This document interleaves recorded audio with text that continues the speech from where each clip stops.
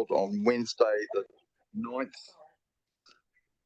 9th of July, be confirmed as a true and correct record. So who was present at that? I think Councillor Ellis, you chaired it, and Councillor McKenzie, were you in attendance at that?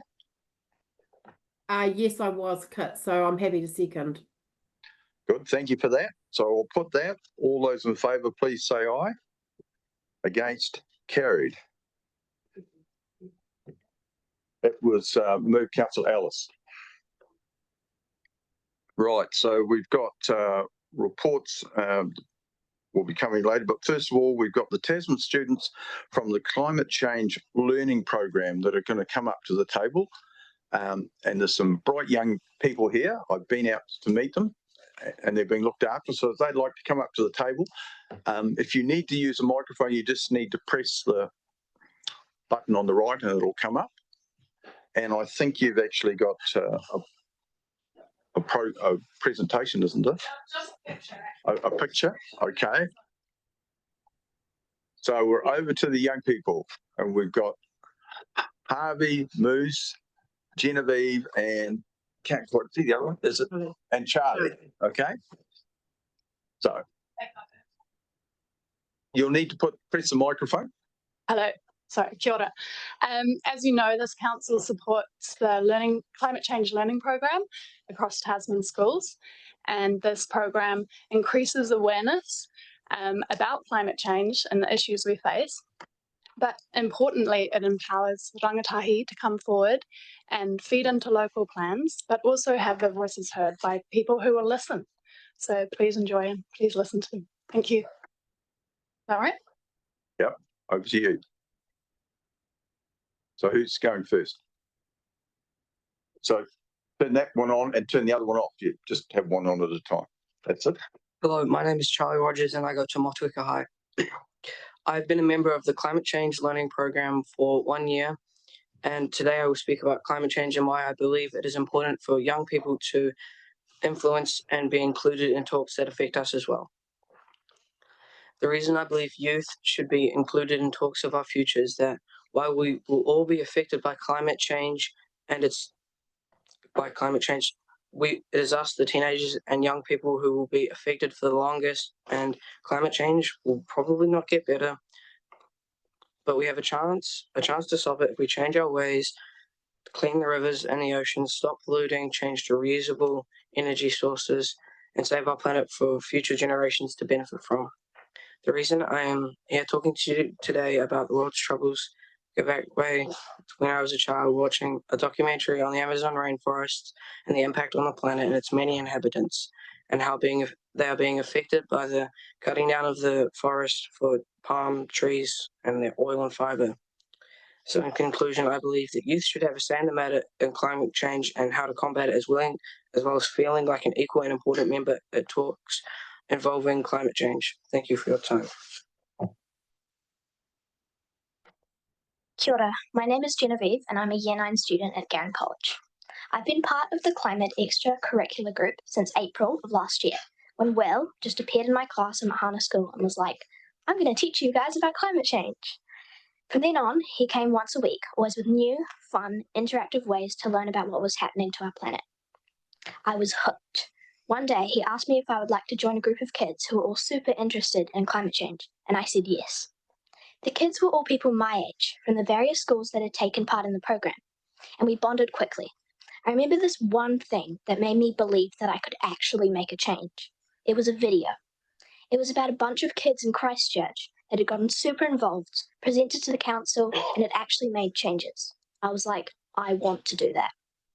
After I joined the climate group, we did many things. Workshops on the Natural Hazards Plan change, a banner that represented us as a group, hands-on events, and climate discussions with people who knew what they were talking about, among many others. We talked about what the expected sea levels were for the next 50 years, how that would affect us, and what people were doing to adapt and mitigate. The weather lately has just been further evidence of the problems. Mass flooding, huge fires in America, that tornado. Our planet is trying to tell us to change. I feel that with this knowledge and experience the program has given us, we will be able to face the future. Thank you for supporting us to be here and to be part of the conversation.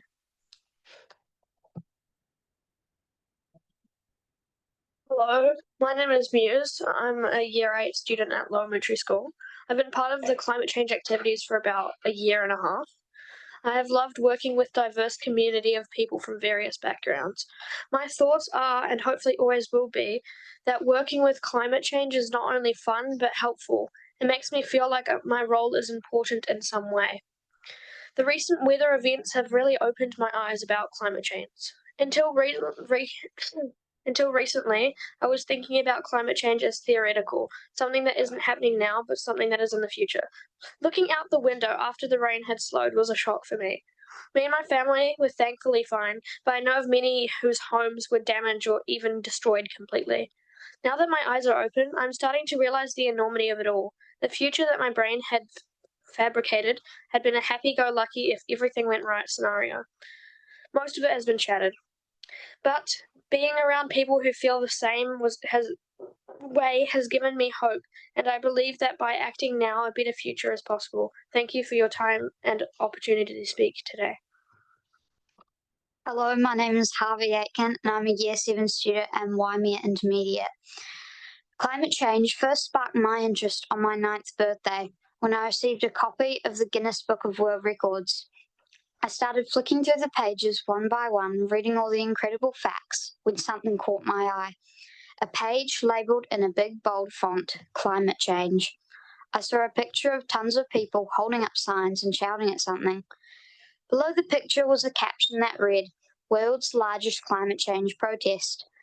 The global climate strike in September 2019 was championed by Greta Thunberg, the famous Swedish political and climate activist.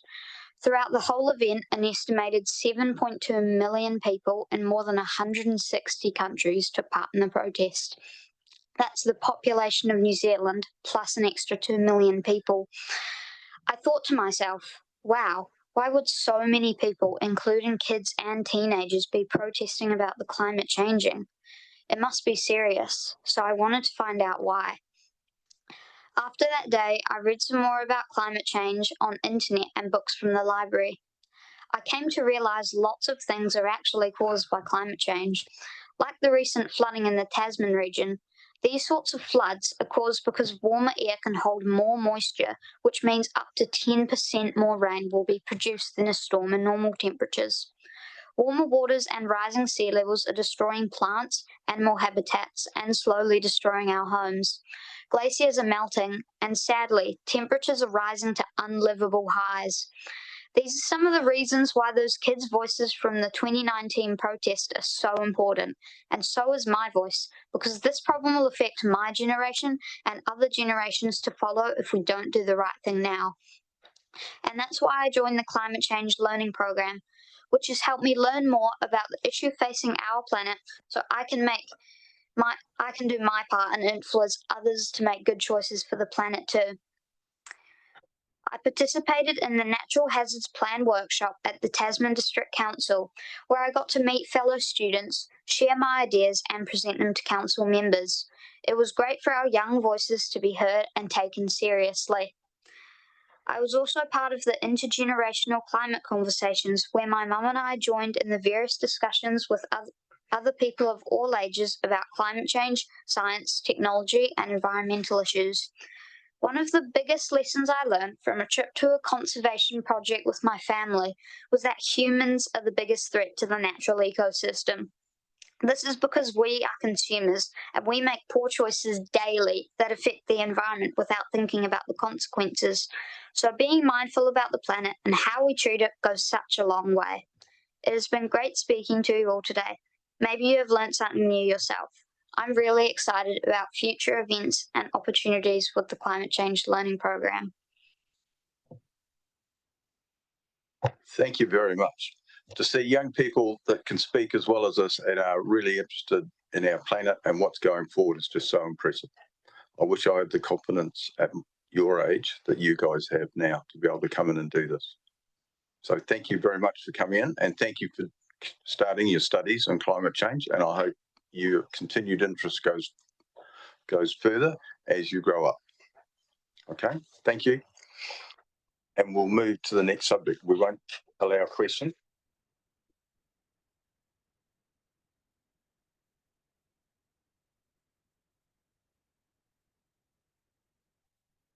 Yeah, I'm sure there's more schoolwork to do. Right, the next topic today is Plan Change 87, controlled fill and recontouring. Lisa.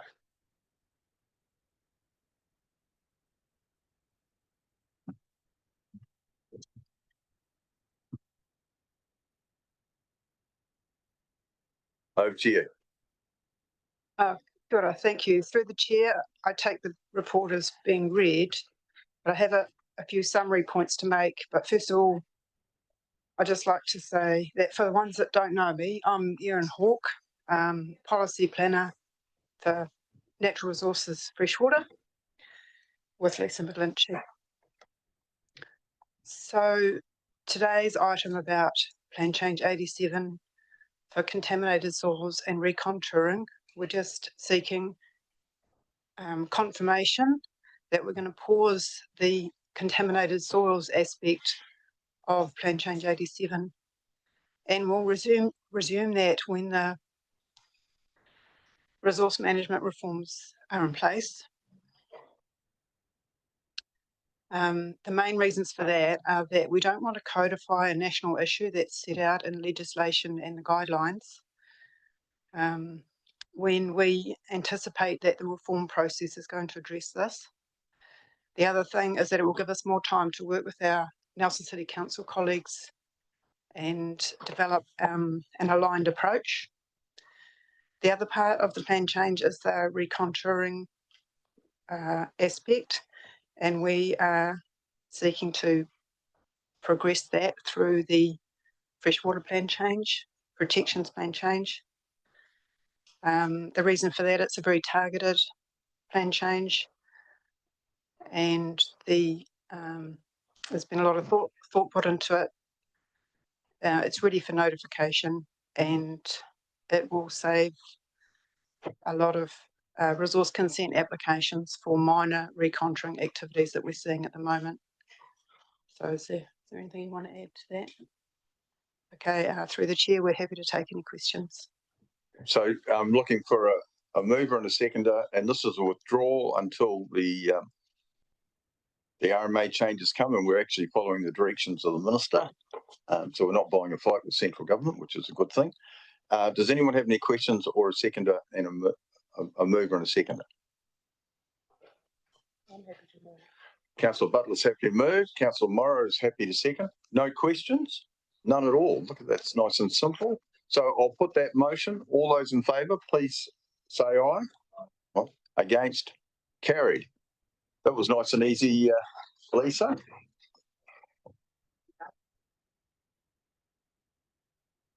The next one we've got is the Strategy and Policy and Environmental Policy Activity Report.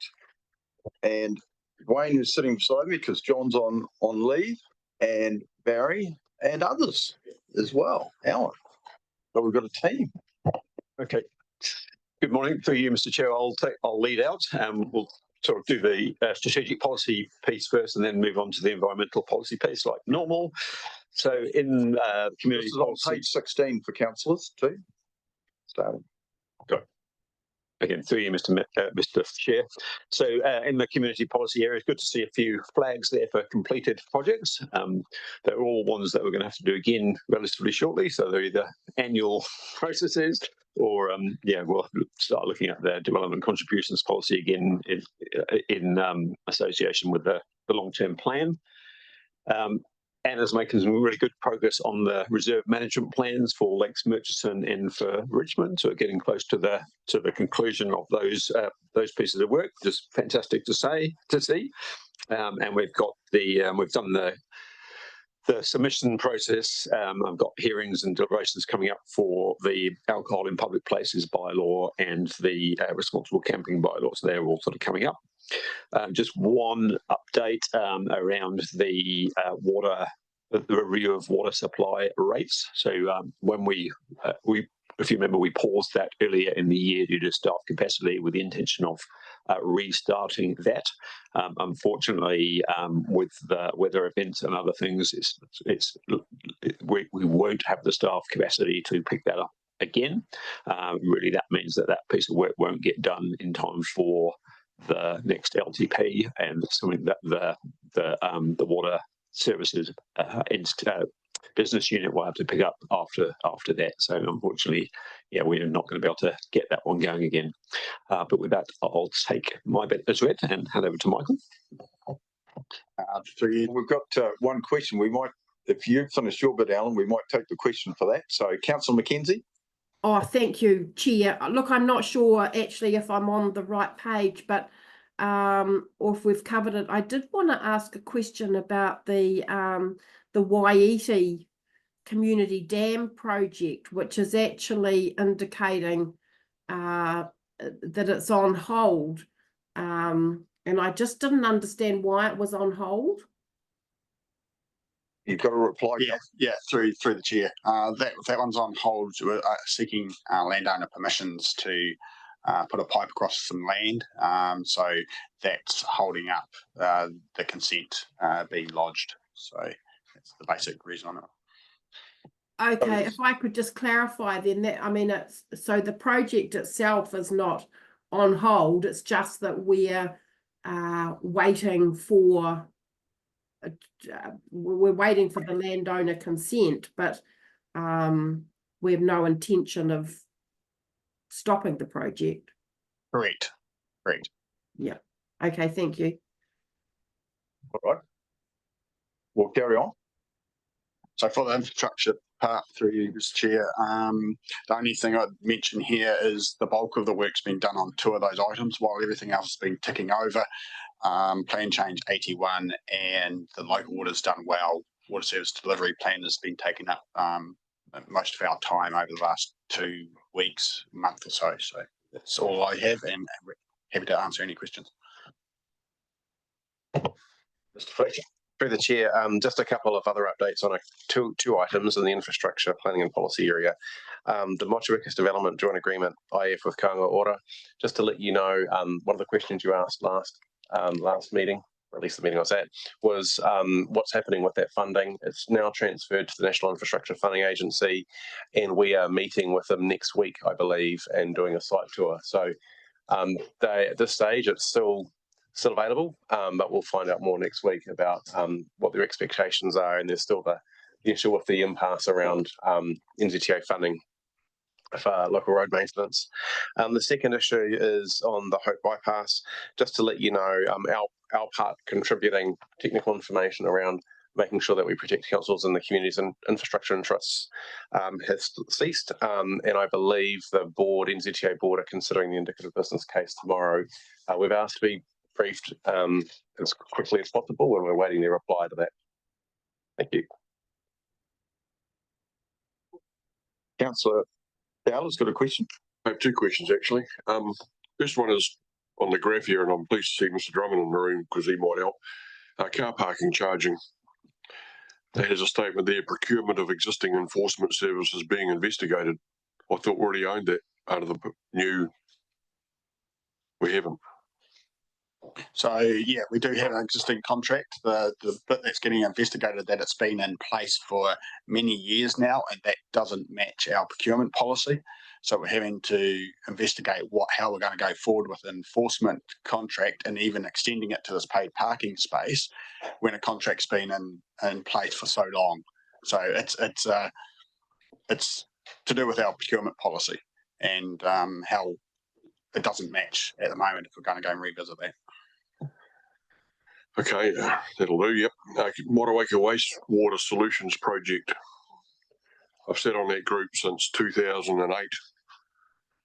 And we went there and we done everything up until Mr. COVID come along and gave us all a kick and stopped everything. I'm concerned that goal 4, it says a brief has gone to Becca to engage Troy Brookbank to undertake initial hui to frame up wastewater engagement with iwi for locations, issues and solutions. Before COVID, we spent 2 years on that, and we had locations, we had everything all sorted, we thought. Now it looks like it's all been thrown out the window and just starting again. Is that correct or not? things have changed. The rules have changed. There's new wastewater performance standards coming out. The project at the moment's setting up in the governance space. So no, any work done before is going to get reused and reutilised going forward. The project's in a space of setting up a governance side of it to then move forward with getting people on board to not revisit stuff that do, but definitely use the stuff that's gone previously and go forward with what the rules and how things work now. Have a thing, I think there was 17 or 18 sites determined back in the day, and after iwi consultation, it was pulled back to 2. So it's been a pretty in-depth process up to there. So I'd be really disappointed if that fella didn't have that in his hands already and evaluating it. Yeah, through the chair. So, yeah, thanks for that. We're hoping to. The idea is to not revisit those, but look at a wider picture of what iwi or everyone. What are the opportunities out there? An opportunity, and we don't know those yet. So we're getting Troy on board, who's very good at communicating across the different options that are now possibly different than when it was visited the first time. So, yeah. Mr. Chair, I might help if I could too. Just add to it's probably like location is the least important of that list there. So, treatment options and disposal options are the thing that is really going to be difficult to work through with no iwi. And I guess one of the issues is that there's a difference in understanding of the technology and issues, and potentially even a trust gap between what we say and what iwi might believe. So by having Troy come on board, they can have an independent source of advice on things and feel confident in the advice that they're receiving and play a more equal footing in the discussions going forward. And there is I think a site visit up, potentially up somewhere in the north, possibly around Cambridge, to see what the disposal and treatment options that have been used up that way. So I think you might be involved in that as well. I know it's very frustrating, Councillor, and I agree with your frustration. So, Councillor Walker.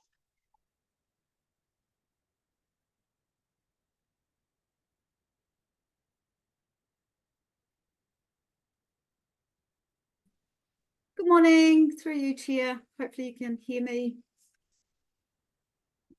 Just to carry on from the conversation that Councillor Della just had. So reading the report, it talks about how we were going to get things put in place to remove the rahui, and I'm aware that from our recent weather events that a wider, bigger rahui was put in place and that elsewhere it's been lifted, but Motueka clearly still sits under one. Can we have an update on, they were talking about sourcing external help and resources. Can we have an update on that?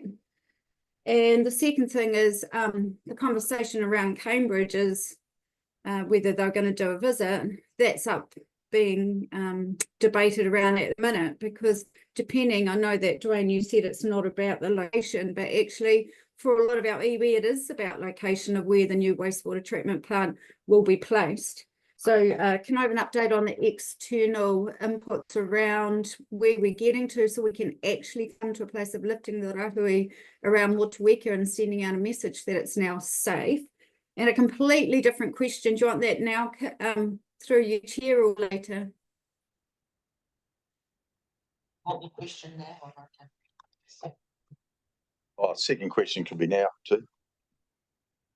Okay, thank you, Chair. So the second question is around when you're looking at page 19, we've got a big red area, which I know that Dwayne has given some conversation around, but it sits there at risk. Just wondering where we're up to with the non-vesting in roads. My understanding from our last meeting is that there had been a meeting and we were waiting for some information to be fed back. Is that available in this forum, please? Thank you. Yeah, through the chair, I'll deal with the second question first because I can deal with that one, and I'll probably refer to Jamie as acting Community Infrastructure Services Manager to get an update on the rahui. In terms of the conversations, last meeting we had had a conversation with Wakatu Chief Executive, and essentially neither neither party gave ground on being prepared to fund the NZTA shortfall in road maintenance. However, it was actually a very positive meeting because both parties agreed that effectively it's a government problem and would collaborate in targeting key government ministers and making them putting this on their radar and making them aware that it's actually causing an issue of stopping development in Motueka. And that's when roughly when the storms hit, and I don't think any progress has been made on that action since we last gave you an update. It's still on the radar for my team and for Leonie. It's just that given the last few weeks, it hasn't been able to be progressed. I'll pass over to Jamie for the Rahui. In relation to that, we're not the only district that's got a similar problem in relation to development of Maori land and road. Through the chair, there is Wakatu have indicated through their connections that there is growing interest in this issue from a wider perspective across the country. Yeah. Thank you, Jamie. Through the chair, look, with regards to the Rahui, in my acting capacity, I don't have any knowledge on that particular subject, so I'll ask Richard to provide a response or someone else to provide a response in, when we have it. If they could be shared with Councillor Walker and all councillors, it would be great. Yeah, and through the chair, just to put more to that, yeah, I'll look to follow that up. It's sort of in that area of the Mott wastewater treatment plant area, so I'll look to follow that up. The visit, on the question of the visit to the North Island, that's, while it's in the update report there, that's, we're still waiting to go through the next stage of getting that governance board on track, and then that we'll need to go to them to see what things going forward, whether that visit will take place and what it looks like is yet to be decided. Okay, thanks for that. Councillor Murray. Thanks, Mr. Chair, and thanks, Councillor Walker. She clarified one of the questions. The other one is, just following from Councillor Dowler, I'm unclear about the parking enforcement. I thought we brought it all in internally. Are we saying we still externally contract for parking enforcement? I might be able to clarify. We have technology we use for parking enforcement. So we've been using the same technology and technology provider from hardware and software perspective for, I think, over 18 years. And so when we went to start looking at how we procure the add-on technology of parking meters, it kind of widened up the whole issue around, okay, well, maybe 18 years is too long to leave a contract in place and we need to tender out properly. So I think the team are just giving consideration as to whether they need to go through a full-blown procurement process or whether they can direct source the add-on technology needed for parking, paid parking. Thank you. I didn't think technology, I thought of people. Thank you. Okay, good. We'll go to Barry, I think, now. Thank you. I'll take the report as read, but just a couple of updates. We're currently working through submission, one of the last national direction submissions. That's with elected members at the moment, the one for Going for Housing Growth. We plan to lodge that at the end of next week.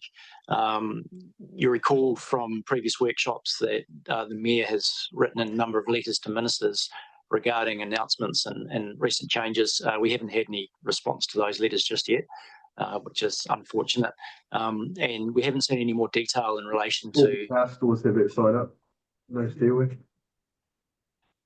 Yeah, we haven't had any further detail in response to this plan stop directive. It sounds like the amendment paper, which will have the details in it, will be available next week. So hopefully by then we'll get a bit more of an idea. And MFE officials are holding a workshop in a couple of weeks to discuss how that will work. And they've said once that becomes law, then they will set up a process for how councils can engage with the minister when they want to seek approval to progress plan changes that might be caught by this plan stop directive. So just moving on from that, just a few highlights. This period, we finally got Plan Change 76, which is the growth plan change for Wakefield. That'll be operative. There's a paper going to this committee today to make that operative. So finally, we've got through that. That was the last of the series of growth plan changes we initiated over 2 years ago now. And the next growth plan change, which is a significant one, Plan Change 81, is nearly complete, and we'll be bringing that to the next Strategy and Policy Committee, hopefully for approval to notify, and also a paper to this committee today for approval to notify another significant plan change, Freshwater. So there's been a lot of work going on, and we've also received a private plan change request, and you'll hear more about that next week at the council meeting. So happy to take questions. All right, so just to comment that the minister did invite us to write to him, and we did it quite promptly in terms of his stuff after the workshop. So that was great. He obviously doesn't respond quite as promptly as we wrote. So any questions of Barry? It is pleasing that we are, the next item is Plan Change 76. So I sat on that with Councillor Mackenzie and Deputy Mayor Bryan. It's good that we've finally got that to a close. So no questions of Barry? None at all. An easy day. All right. So I'm trying to go back to the page where the motion was. Oops, there we go. So I need a mover that we receive the update. Councillor Ellis, seconded Councillor Shellcrest. No other questions. We'll put the motion. All those in favour, please say aye.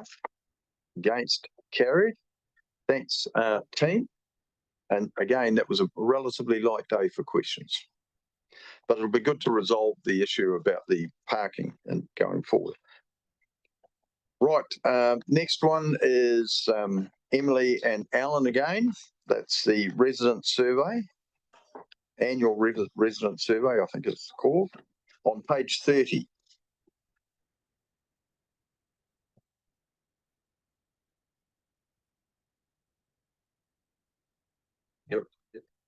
Kia ora koutou.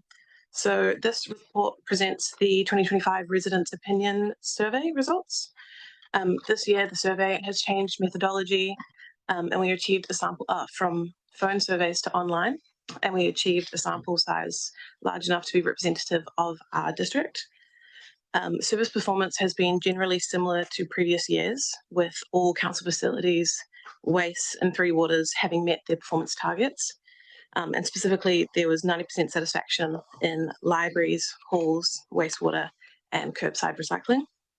And satisfaction with roads has significantly increased as well. But overall satisfaction, council's reputation, and public consultation have seen significant decreases. And while we don't specifically ask people why they're dissatisfied in these areas, through the general feedback portion, we're able to analyse the comments of those dissatisfied overall, with key themes being poor financial management, unsustainable rates increases, poor consultation and engagement, and traffic congestion. So staff have been made aware of these results and are taking steps to improve this. Happy to take questions. Okay, so questions will start with Councillor Dakey and then Councillor Maher. Thank you for the report. Good to see the extra detail in there. It's certainly been a challenging period for council with some consultations, you know, talking through dog bylaw and Apua master plan, and so the community have at different times felt challenged around consultation, and that's reflected in the document. I was happy to see that for cycling this year we asked, do you actually use the cycle lanes? And when you drive down into the detail, you see that people that use the cycle lanes, 71% I think is happy with them. And so the overall score, when you break it up, it's, you know, people who don't use them don't like them, and people who do use them are actually quite happy with them. So that extra detail is quite good in there. My question was just going to be, I think it said somewhere that the overall general comments were shared with staff for reflection and improvement. Is it possible that they be shared with councillors if it's in a format that's easy to share? Because if it's not, that's okay. I don't know what method they've been captured by. If they are and they're suitable, I presume some are positive as well. It would be great to have some of those shared, because I always enjoy reading the individual detail and what people have contributed. So thank you. So through the chair, we received the raw data, anonymous raw data. I have pulled out the dissatisfaction comments for each of our service areas and the general feedback one as well. So I can send the Excel spreadsheet out with you guys. It is, you've got to do a bit of filtering and stuff, but there's quite a lot to read through. I think it's like 500 comments for one of them. So yeah, thank you. That'd be great. I think there'll be some real gems in there about personal experience in the general comments, because it gives people a chance to say, I mean, the numbers are one thing, but the reason behind the numbers are what we're interested in. So also happy to move, Chair. Thanks for that. Councillor Maher. Thanks, Mr. Chair. And I guess I just wanted to say from the outset, this is our scorecard as well, sitting around as elected members at the table. So I take a bit to heart when I can't get over 50%. So I look forward to some suggestions of how I can get there. I guess there's some gems in there from me, and that is we've increased our communication and touch points to community, but there's some messaging in there that the quality or the type of information is not what ratepayers are looking for. So I get how we communicate and what we're communicating. I guess is probably an area that we collectively can do better on. So just being present isn't necessarily providing information people want. And I suspect probably in that raw data there's some connotations around the goima and how long that process takes a little bit, which is probably fair comments. But when I triangulate all the things we do, so if we look at our annual plan submissions, and we had an overwhelming push to put more funding into libraries and to staff, yet some of the messaging in the surveys saying less money in libraries and less than this. It's really difficult to triangulate all the feedback we get, but and we don't put fluoride in our water, do we? Yet it's one of the comments and one of the segments about people are concerned on page 82 about the fluoride in our water. So I think it comes back to the quality of information, the ease of information from council and how that's interpreted by ratepayers. And it wasn't missed to me, and I think it's on page 105, that sometimes the tone of our online communication concerns me, and I get why we get pulled down that trap, because it's a response to a horrible comment from a ratepayer. But I think there's some messages in how we communicate both as elected members and as council as a whole. But yeah, I've never liked, I guess, Kit and I were both at a conference, at the LGNC conference, and the CEO of One New Zealand said, "This is the treasure." All the comments of things that we're not doing that satisfy our customers is the treasure, and it's how we address that and improve that. Because remembering there's thousands of other people that didn't have an opinion that could have liked what we did, may not have liked what we did, but these are absolute gems of how, in the eyes of our ratepayers, we can make things better. So, and that's a journey with us, because we as elected members have to absolutely own these results, because that's where the decisions come from.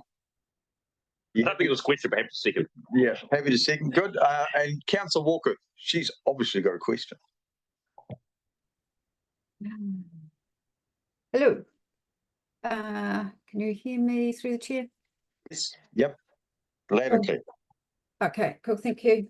What my question is, would our data show any differently if we use the old survey format that we used to use?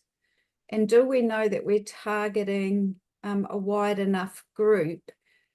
And could you just confirm how many people actually participated in that survey?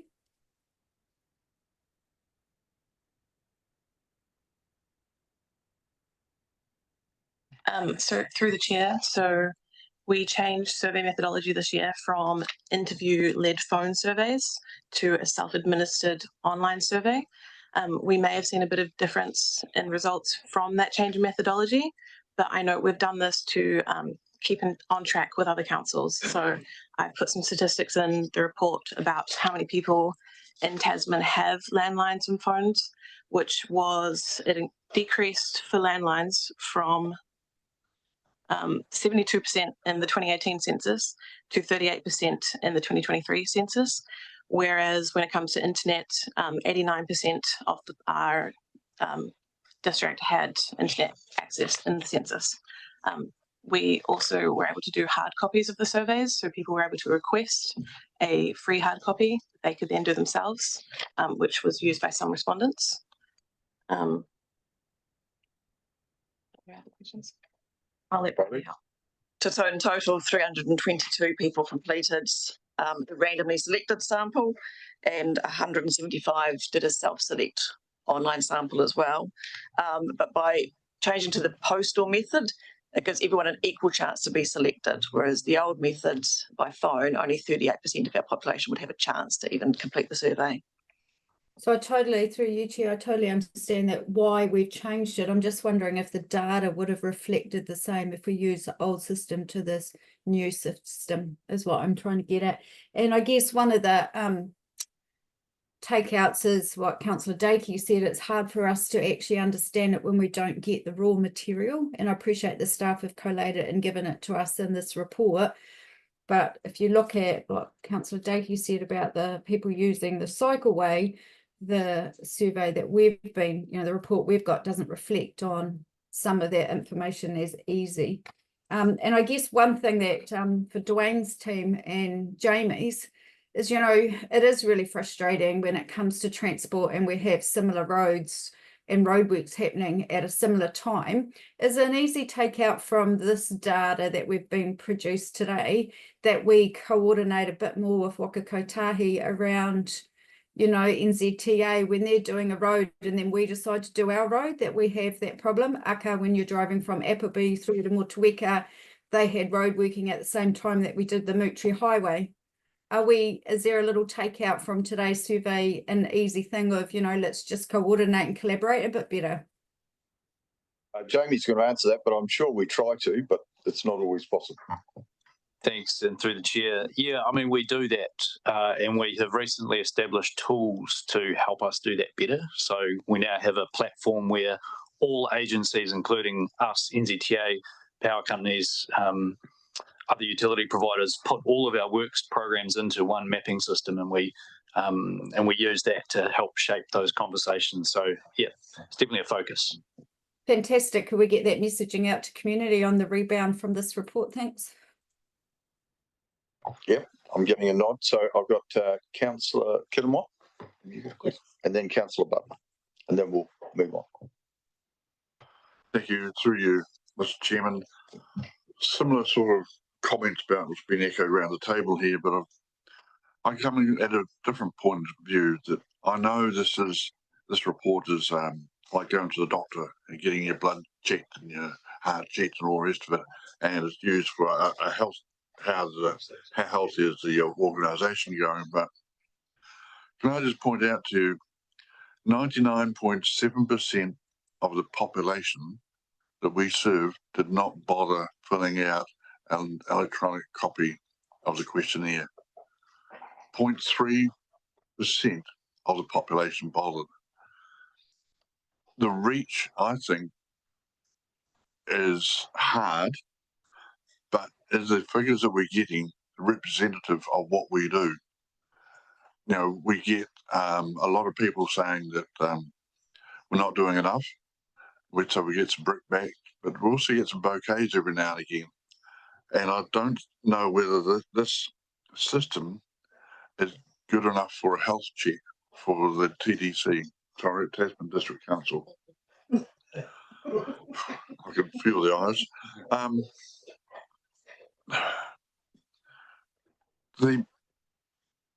We contacted 8,000 people on the telephone. That's 13% of our population, of which 4% made a comment. So we made a hell of a lot of phone calls, and not a lot of people made comments or wanted to make comments. And I know you're going to say to me, Mike, well, how the hell do we reach out and get these people? But I just wonder is there any other methodology, or is there anything that we can use to say this is a good, healthy Tasman District Council? We can. I'm rabbiting on here, but I know.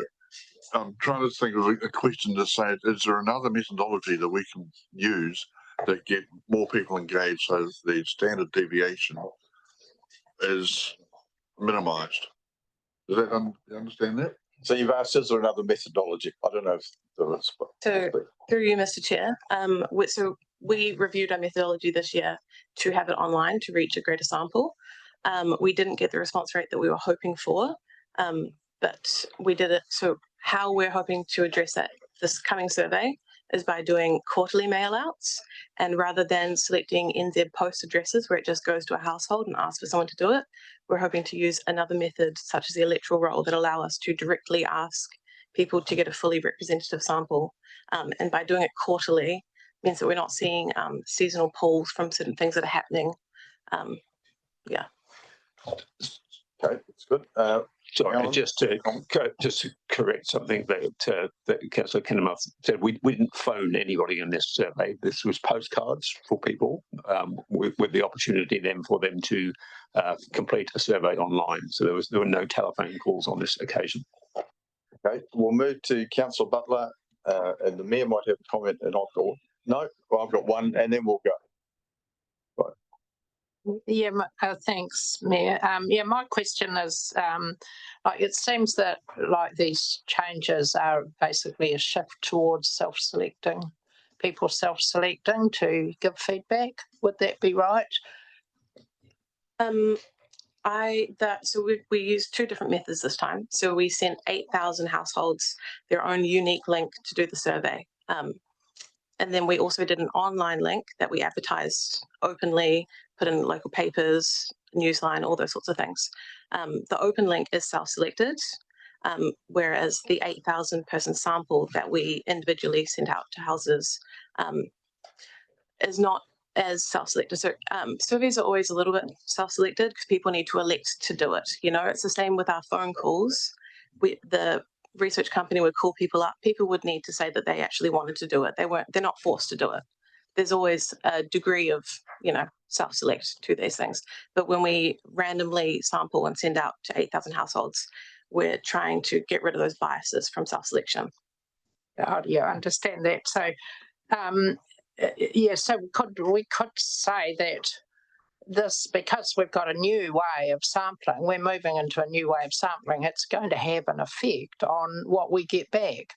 And it's possible that this lower level of approval, we may be looking at a sort of new normal because we've got more self-selection. And so people who want to have a go or have a grumble or whatever, it's easier for them to do that. Chair, I would say that the level of self-selection is similar to phone calls when it comes to our representative postcard one. One thing we're trying to do is with quarterly reporting, quarterly asking them, we're able to deal a little bit more with those self-select biases that we might see by getting variability throughout the year. Dwayne, and then I've got a comment and we'll put the motion and move on. Yeah, through the chair. I mean, one of the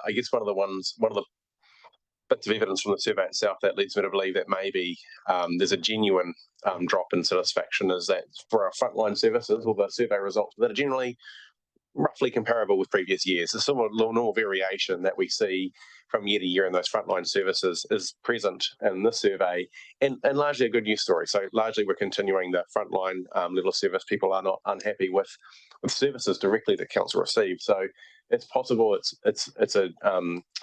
it is more of a perception drop in terms of the way the council's viewed as opposed to the services we offer, and possibly leads me to think that maybe it isn't just a methodological issue.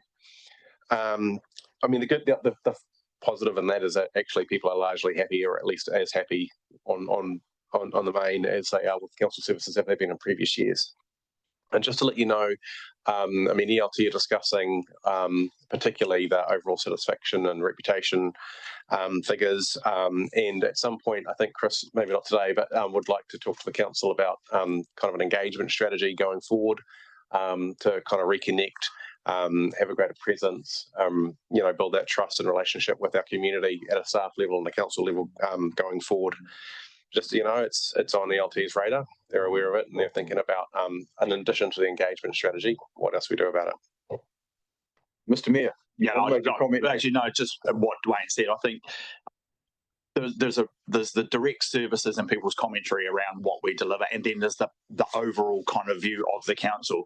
And it would be almost amazing if, given all the rhetoric around local government, from central government, from just the commentary in general, the fact that we've been through a period now of 2 or 3 years where right around the country local government rate increases are probably on average double what historically, if you run a ruler across all of local government, you might have been, people were in the 3 to 8 kind of range of rate increases, or potentially lower.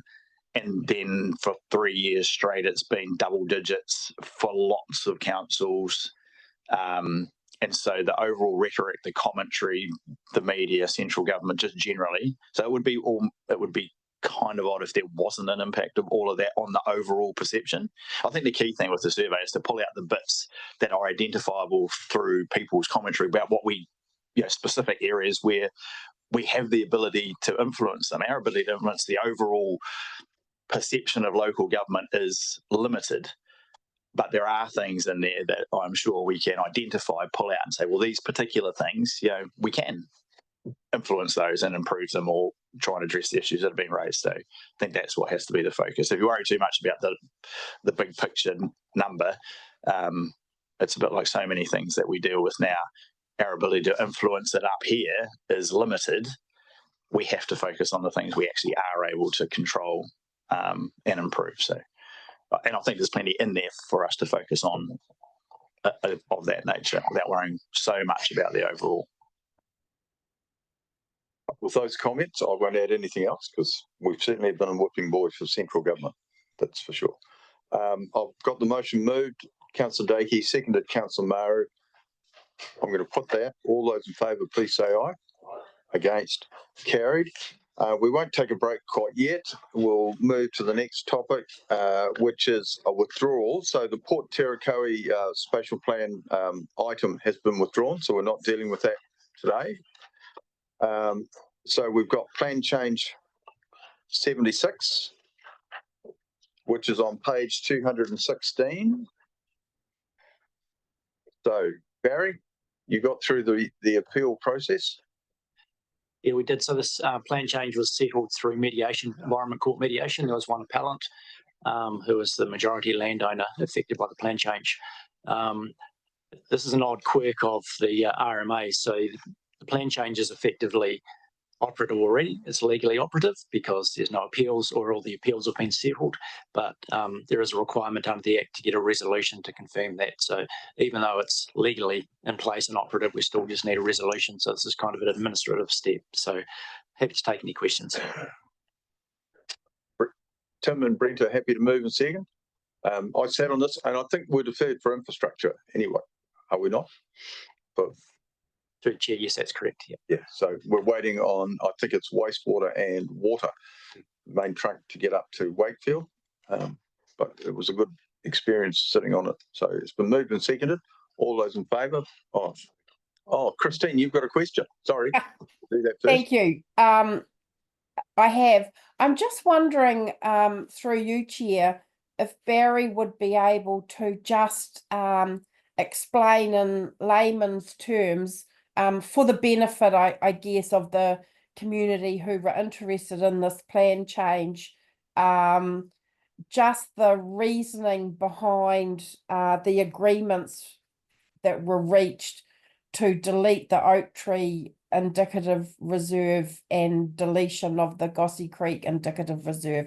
Would be good just to hear, the common layman's reasonings for that. Thank you, Barry. Yeah, sure. So in relation to the Oak Tree Reserve, firstly, so the advice of staff, the reserve staff at the time was it was a significant tree, but it wasn't protected, and the reserves team said that they would be happy to see it go. One of the submitters requested it go because it would have been too costly to maintain, and in the bigger scheme of things of limited value compared to a nearby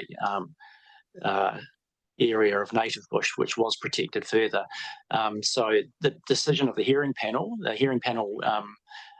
recommended to the council to retain that Oak Tree Reserve, and that was then appealed. So through mediation, both parties agreed to remove the oak tree and the reserve, and that the position on that was that was the council advice that went to the hearing in the first place.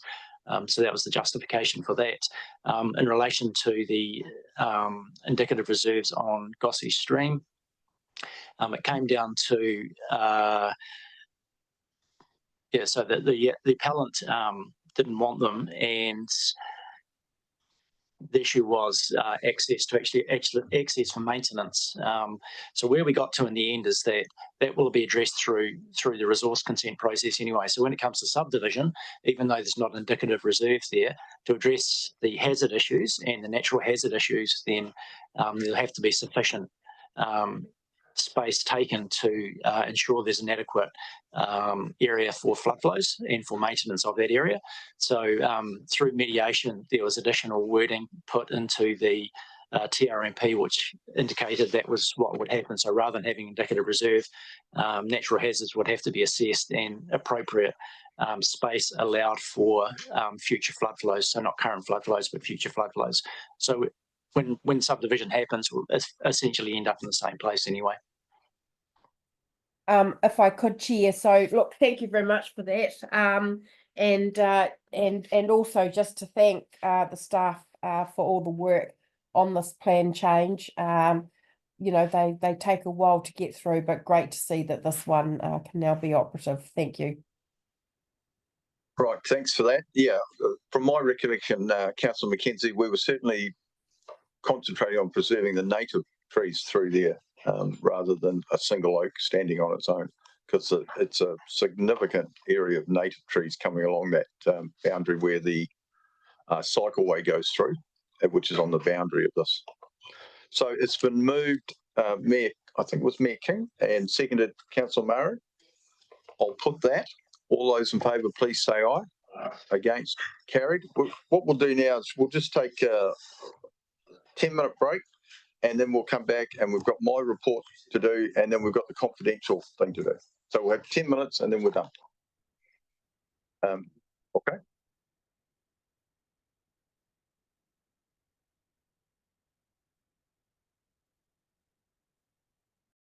Okay, everyone, we're back on now. So we'll just get through these last few reports. So I've got my chair's report on page 269. I'm happy to move. Has anybody got any questions? It'll be interesting to see when we get something back from Minister Bishop. Other than that, I've moved as seconder. Councillor Kilmore, thank you. Have you got a question? I would really love to second it, Mr. Chairman. Thank you very much. Right, I'll put that. All those in favour, please say aye. Aye. Against, carried. Right, now we've got a resolution to move into confidential.